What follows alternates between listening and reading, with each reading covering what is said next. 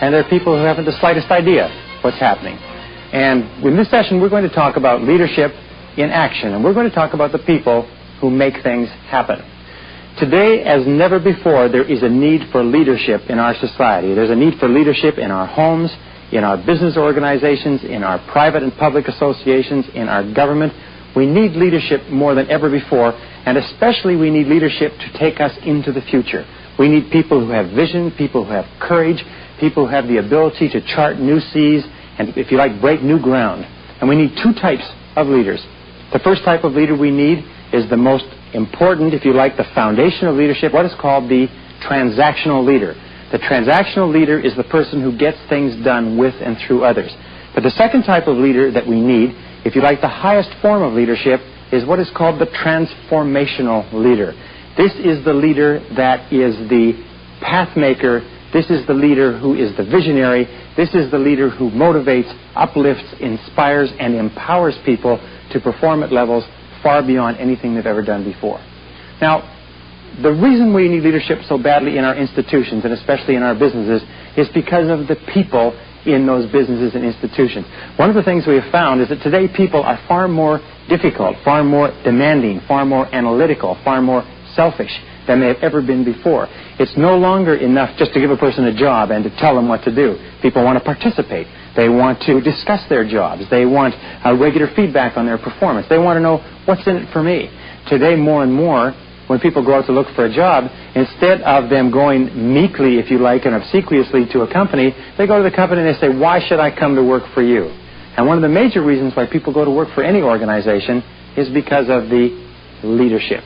Now, there's two great definitions of leadership which I like, especially with regard to business organizations. And the first one is, leadership is the ability to elicit extraordinary performance from ordinary people.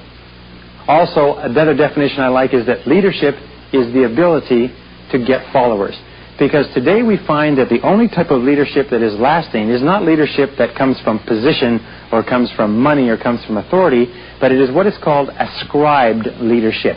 It's where people decide that they are going to follow the direction, the guidance, and the vision of someone else. In other words, it is a voluntary form of followership that creates our best leaders today.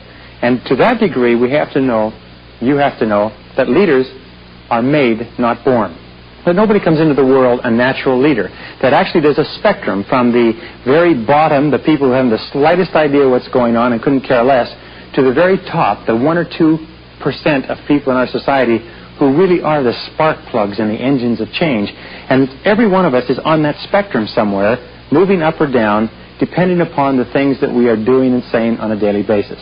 The purpose of this course is to enable you to become a leader. And if you are already a leader, to enable you to become a more effective leader by describing to you some of the qualities, attributes, and behaviors of the most effective leaders in our societies. Leadership is something I've been studying for years. I started when I was a teenager, and the first leader that I studied at length was Hannibal of Carthage. And I must have read book after book after book about the Punic Wars and Hannibal and leading his elephants over the Alps and the battles against the Romans and his ability to take a very small force, to mold it into a powerful fighting force, to take it thousands of miles, and to almost defeat the greatest empire on earth. Absolutely phenomenal. After that, I studied the general Scipio who defeated Hannibal. But I've also studied Alexander the Great and Charlemagne and Suleiman the Magnificent. I spent countless hours reading the stories of Genghis Khan of Asia. I've studied the life of Napoleon at great length. I've studied the life of Wellington at great length to understand the differences between the two men. I've also studied the life of Washington and Lincoln and General George Patton and Eisenhower and Bradley and some of the great generals and leaders of the day. And I have found that the leadership qualities that you need to be successful can be gleaned from looking into the lives of people who have done great jobs of leadership in the past. One of the leaders that I talk about a lot is a man called Alexander of Macedon, or Alexander the Great. And in the program in this series on strategic planning, I spent a lot of time describing the beginning of his career and his battle with Darius at Arbela in 333 BC. However, the point of studying leaders is this. You and I, through life, always have a tendency to move toward becoming like the people that we most admire. If you become fascinated by a particular type of person, if you study that particular type of person, if you read their lives, their biographies and autobiographies, and think about their battles and their adversities and trials and successes and failures, the most remarkable thing is this: you become very similar to the people that you admire the most. So the starting point in leadership is to begin to think about men and women that you know of or have read about who are leaders that you admire. And then to begin to think about how you could emulate their behaviors, how you could be more like them, how you could walk and talk and act and behave the way a leader would behave. And lo and behold, over a reasonable period of time, you actually begin to absorb their qualities through the skin and become a leader yourself. We found that all great leaders were at one time good followers, that all great leaders were at one time people who worked closely with very successful leaders and learned from them and emulated their behaviors. I know that some of the most formative experiences in my life have been working very closely with people that I admired and trying to be like them, starting off in childhood and going through a series of jobs and work. So Alexander of Macedon, let's talk about him for just a second. And we'll start off and we're going to give you 21 keys to leadership. And what I'd like to do, though, is I'd like to show you the difference between Alexander and Philip. As it happened, Philip was the father of Alexander. Philip died when Alexander was 19. At 19, Alexander came to the throne, and his father had been the most powerful general in the Greek islands, covering the area of Greece, Yugoslavia, Bulgaria, Albania, for many, many years, almost 2 decades. Powerful soldier, a tremendous general, marvelous administrator, but his kingdom of Macedonia simply spread out into Greece. Within 3 years of coming to power, when Alexander was 22 years old, he took his armies into Asia Minor and challenged Darius of Persia, and against 20-to-1 odds, won the Battle of Arbela and became the undisputed master of the known world. Now there's a very, very distinct reason, a very distinct difference between the two. Philip saw himself as a warrior. Philip saw himself as a general, as a king and a battler, and his entire purpose in warfare was plunder. His entire purpose in warfare was to subjugate surrounding kingdoms so that they would have to pay him tribute on an annual basis. Alexander, on the other hand, had a different vision. He had an idea of bringing Greek culture to the entire world, and he had 2 abilities. He had what is called the administrative ability. He had the ability to think through the organization of his forces, who would be assigned and delegated, who would be given authority. He had the ability to appoint the right officers in the right places at the right time. And he also had, as a second ability, he had the ability of execution. Once he was able to plan, organize, and think through, he was able to execute brilliantly. He was able to accomplish more in 3 years using the same armies that Philip had spent his entire life building. Alexander was able to accomplish more in 3 years than Philip had been able to accomplish in his entire lifetime. Actually, Alexander was able to accomplish more than any other man in all of human history has ever accomplished. He became, before he was 30 years old, the master of all the known world. He controlled the Mediterranean, he controlled the Middle East, he controlled what was known of Europe, of what is now the Soviet Union, all throughout what is now modern-day Persia, Afghanistan, Pakistan, into India, to Kashmir, and parts of the southern Soviet Union. And he was able to do that all in less than 10 years. Died at the age of 33.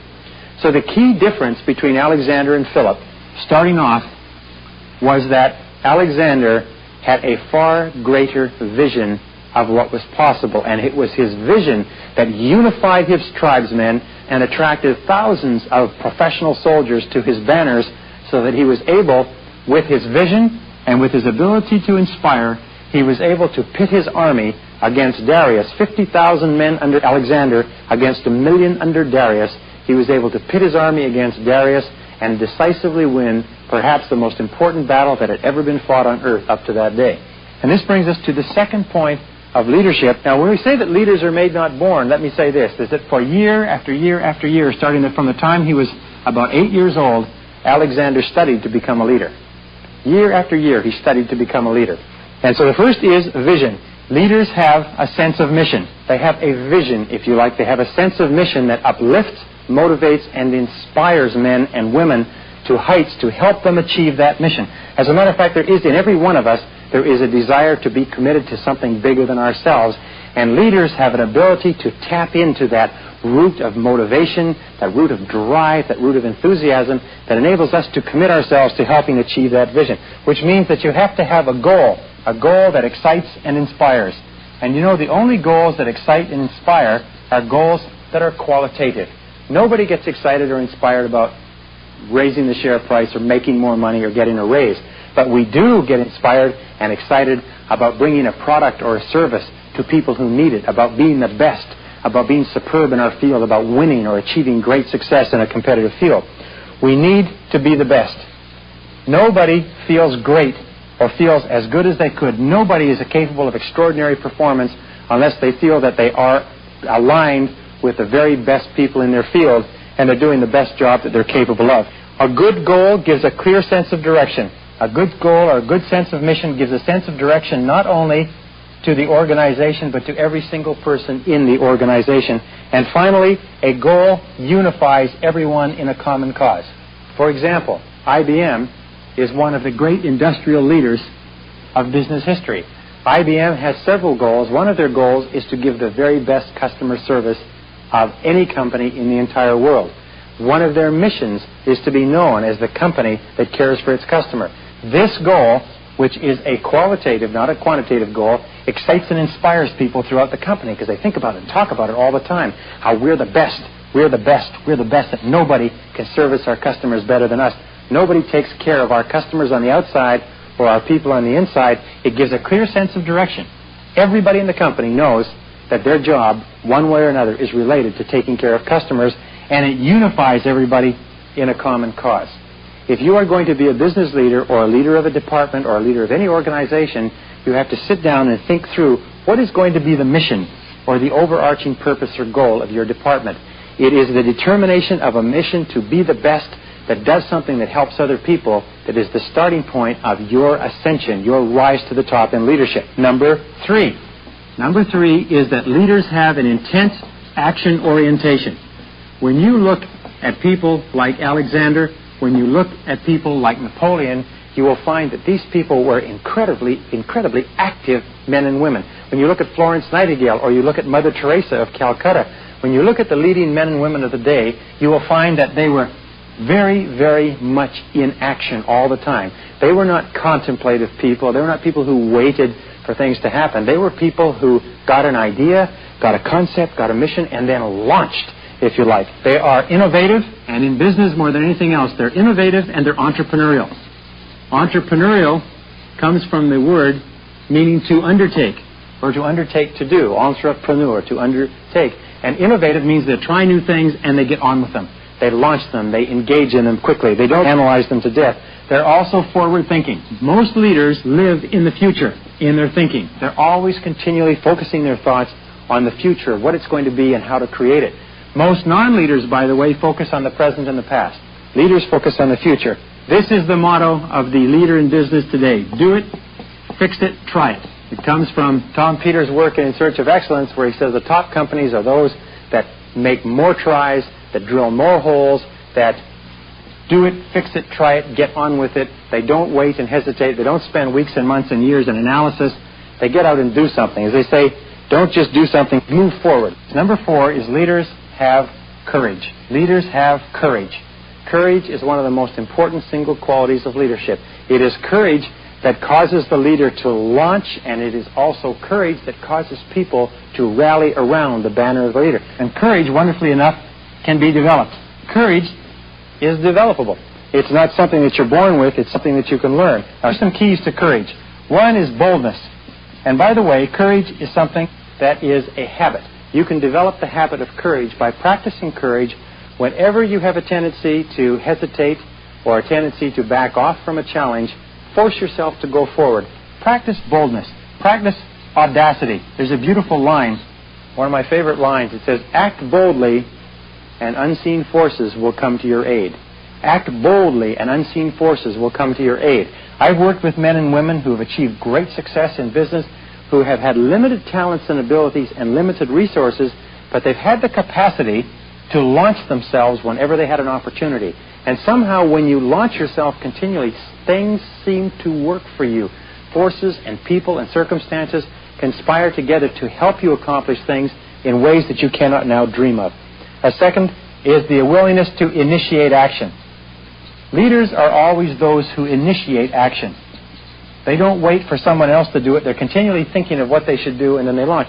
You cannot imagine a general or a successful general who waits for the enemy to determine when an attack should take place. They are attack-oriented. One of the generals which I studied for quite some time was Frederick the Great of Prussia. Frederick the Great, Alexander the Great, and only a couple of other generals were ever named the Great in the course of human history.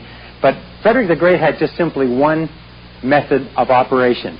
Whenever he met the enemy, no matter how big the enemy was, no matter how small, he attacked. You knew if you were an enemy force facing Frederick of Prussia that if you ran into his forces, he would attack you. If he had 10,000 men and you had 70,000 men, he would attack you. He would attack no matter what the circumstances. He had only one thing. It was l'audace, l'audace, toujours l'audace. Audacity, audacity, always audacity. Now, of course, he lost a lot of battles, but he won the critical ones and became one of the foremost rulers of his day, because eventually it got to the point where people knew that if they messed around and they crossed Frederick, he would attack them, and he would attack them with all forces, and he would fight to the death if necessary to defeat them. And eventually people left him alone. They also have the courage to do what is called stay the course.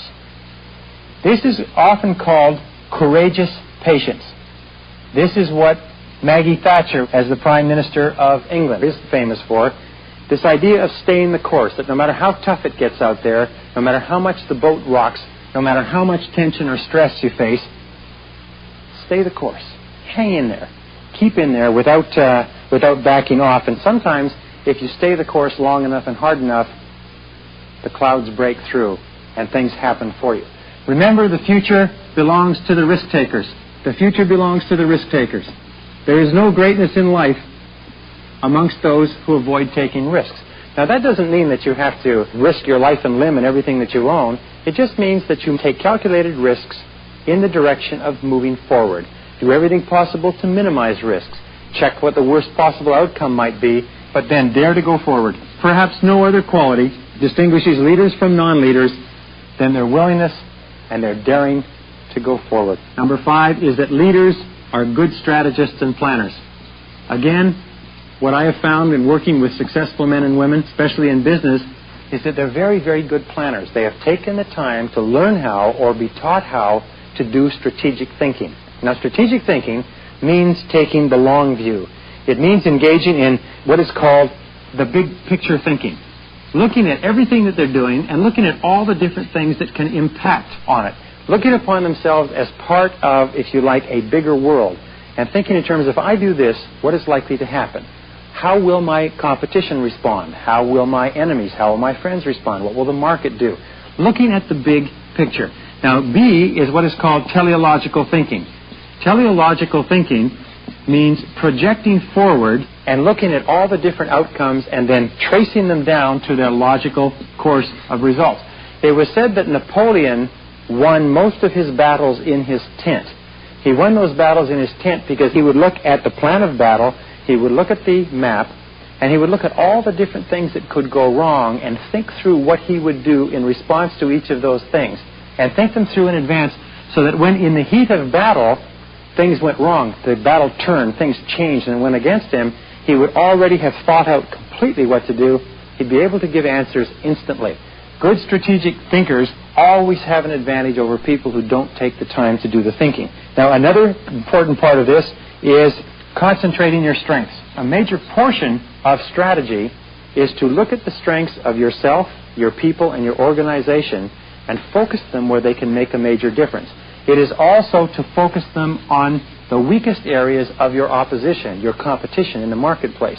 There's no point going head-to-head where both you and your competition are strong, but there are always opportunities in the marketplace for a company that can take its unique qualities, differentiate its product or service, and go after a specific market segment where its competitors are weak and where you can develop superiority. Be very alert to where you are weak and where you are vulnerable to your competition, and give thought to what we call the WPO, the worst possible outcome. What's the worst possible thing that could happen in terms of setbacks. What's the worst possible thing that can happen in terms of markets, interest rates, staffs, competitive response, and so on? Think those through so if the market does throw a ringer at you, you're prepared with a plan. You know how to compensate for it. And finally, with regard to strategic thinking, strategic thinkers, as leaders, have the ability to react quickly. Because they have thought through what is going on, they're not swamped or carried away by events. They have the ability to say, okay, what's happening here? Take in the information, get the facts, do market intelligence, and make decisions, redeploy assets, people, back off in some areas, move forward in other areas. In many cases, your ability to react quickly to an adverse circumstance is the key mark of leadership. Much leadership is situational, that many leaders rise to the fore because of a situation that is created. I've seen men and women who've gone on for many, many years in average positions, and then because of a period of turbulence or adversity, have suddenly had leadership thrust upon them. I've also seen people that have been excellent leaders in one situation and turned out to be poor leaders in another situation. Some people are very good leaders under stable conditions. Others are excellent leaders under turbulent conditions. Today in America, we have what is called the turnaround artist. The turnaround artist is outstanding in a situation where a company is in danger of collapsing. It's in serious financial problems, serious problems in the marketplace. They can bring in this type of a leader who can reorganize and get that company back on track in a matter of a few weeks when all of the efforts of his existing leadership cannot do it. So leadership is very situational, but it is adversity that brings out great leaders.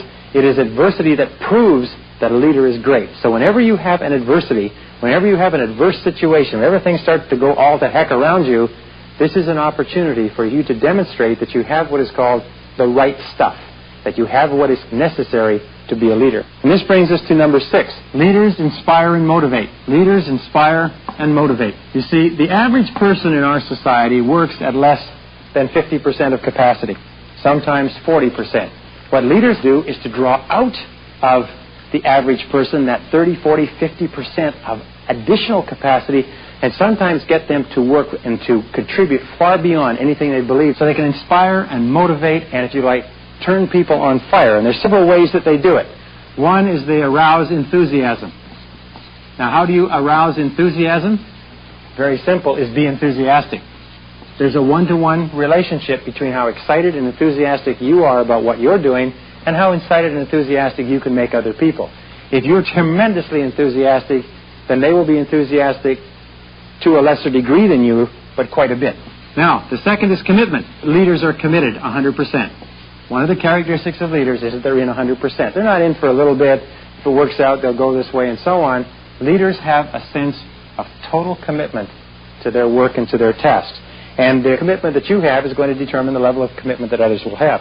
By the way, your level of commitment is going to determine the attention that you get from your superiors, because highly committed people are always considered more valuable to an organization and more in line for promotion in an organization than people who are not. People who run their own businesses will find that their level of enthusiasm and commitment to their own company and products and to serving their customers is going to be a key determinant about whether or not they become leaders in their field. Leaders also empower others. And this is the wonderful thing. Leaders actually make others more powerful via encouragement. When you look at the stories of George Washington at Valley Forge encouraging his soldiers, Napoleon walking along with his soldiers as they marched off to battle, Alexander sleeping with his troops in the field, sitting around the campfires with them, telling them he believed in them. Encouragement is a very, very powerful factor in inspiring and motivating. And finally, we say leaders inspire trust and confidence. The wonderful thing is that if we really believe in our leadership, if we really believe in the people who are in charge, we will do things that are far beyond anything that we can imagine. If our trust or our confidence wanes in those people, then our motivation leaves. And finally, leaders inspire loyalty. And loyalty, as you know, is the cement that binds together an organization. Loyalty is actually critical or vital to the success of any organization. And leaders get people so that they are totally loyal, totally dedicated to the organization. Number 7 is that leaders are committed to winning. Now, this is interesting. Leaders equal winning. What is it that causes leaders to get followers? What is it that enables men, average men and women, to elicit extraordinary performance from average people? Why do people give or confer the title of leadership on an individual. One simple reason. It's people are made leaders because they are seen to be the individuals who are most likely to lead the organization to victory. That is the key. The main task of leadership is victory.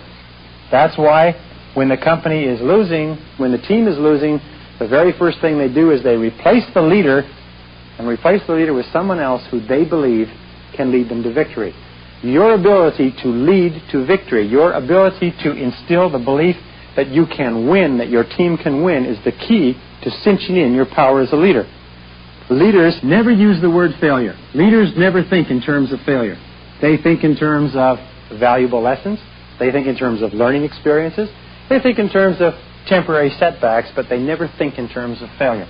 Thomas J. Watson was asked by a young executive many years ago, Thomas J. Watson of IBM, was asked, how can I move ahead more rapidly in my career? And he said, double your failure rate. Double your failure rate. In other words, if you double your failure rate, if you learn rapidly, the more rapidly you learn, the faster you succeed.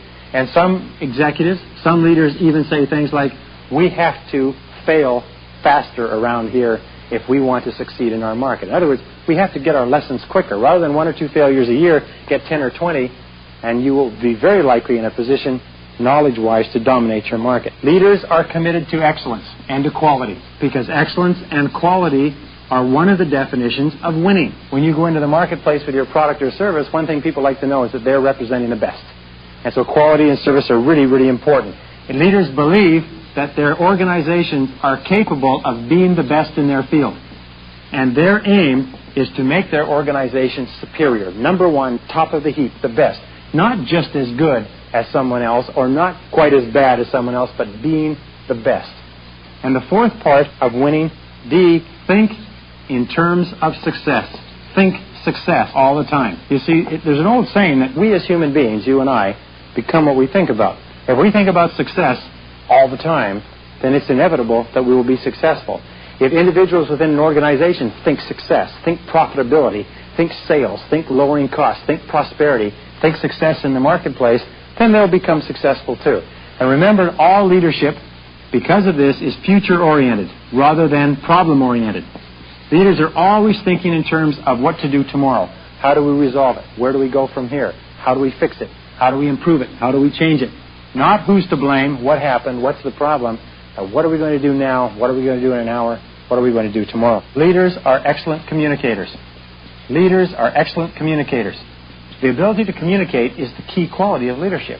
The ability to communicate various things is the key to leadership. It is the way leadership functions. We know that leaders articulate their views, their strategies, and their visions with clarity.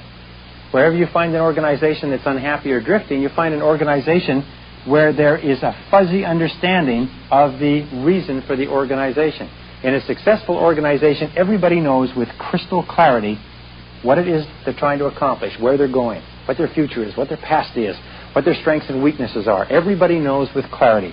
You want to be a great leader? Learn how to express your views, your ideas, your goals clearly to other people. Make sure that everybody who is expected to help knows what they're expected to do. Everybody who is expected to help achieve the goal has to know exactly what they're expected to contribute. The number one complaint of followers, the number one complaint of employees in industry today or in the workplace today is not knowing what's expected. It's amazing how many people are on payrolls expected to contribute to the achievement of the goals of the organization, but they're unsure about how to make their contribution. People who are unsure about how to make their contribution become negative, they become cynical, they engage in politics, they become demotivated, and they become incapable of making their maximum contribution to the organization. Also, leaders communicate the reasons why. As much as anything else, leaders communicate the reasons why people are doing what they're doing. Every one of us, especially today's workforce, we need to know why we're doing a job. It's not enough for us to be told that this is what you're going to do or this is what you're not going to do. We want to know the reasons. We want to know how this affects us. We want to know how it affects our customers. We want to know how it affects other people. Why is the job being done? I have developed a habit over the years in trying to become a leader. I developed a habit over the years of never even asking anybody to write or type a letter without telling them why. And I have found that the more you tell people why, the more motivated, committed, loyal, dedicated, and involved they are in their work. The less they know why, the more indifferent they become. So you can release potential in individuals just by telling them why. It doesn't even have to be a good reason, but there just has to be a reason for it. One final point is leaders are excellent low-pressure salespeople. Leaders are always selling. They're selling people on the organization. They're selling people on the vision. They're selling people on the goals. They're selling people on the reasons. They're low-pressure salespeople. They're selling people on working longer, harder hours, making more valuable contributions, coming on board, taking greater responsibility. But all great leaders can sell. And in addition to being able to sell, they can negotiate and they can compromise. They have the capacity to find win-win solutions, if you like. And as you know, we have a whole program on negotiating, how you can do this more effectively. It's a key part of leadership, to take people with different points of view, different needs, different attitudes, and harmonize their points of view, harmonize their abilities so that they all work together in cooperation to achieve the goals of the organization. Number 9, leaders put meaning and purpose into work. This is so important. You see, as human beings, we need meaning and purpose as much as we need food and water and air. We need a sense of significance. And leaders are those who make us feel significant. They make us feel important. They make us feel that what we are doing has value, that somehow it affects other people and it has value far beyond ourselves. It has value far beyond the day-to-day work. And they make, and this is key, they make the customer of the organization, and the customer is anybody who has to use what you produce, they make the customer the central person.